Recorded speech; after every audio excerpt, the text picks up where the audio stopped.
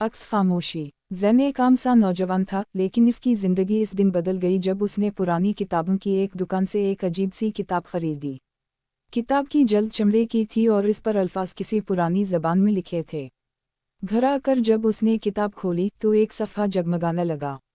इस पर लिखा था, जो देखे वो छप जाए, मगर जो दिल से देखे वही सच समझे। अगली सुबह ज़ैन ने महसूस किया कि इसकी आँखों में कुछ खास तब्दीली आ गई है। वो लोगों के जिस्म को आमतौर पर नहीं बल्कि उनके जज्बात और एहसासात के अक्स की सूरत में देखने लगा। औरतों के जिस्म इसके लिए सिर्फ जिस्म ना रहे बल्कि एक मुकम्मल दास्तान बन गए।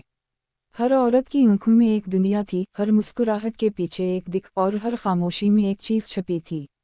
ज़ैन पहले हैरान हुआ, फिर घबरा गया, लेकिन जैसे जैसे दिन गुजरे उसे महसूस हुआ कि ये कोई सज़ा नहीं बल्कि एक नेमत है, एक मौका औरतों को उस तरह समझने का जिस तरह शायद वो खुद को भी नहीं समझती। फिर उसकी मुलाकात हुई महरीन से। महरीन एक सादा सी लड़की थी, लेकिन ज़ैन जब उसे देखता तो उसके वजूद पर मोहब्बत, दर्द और कुर्बानी की लकीरें उभरती थीं।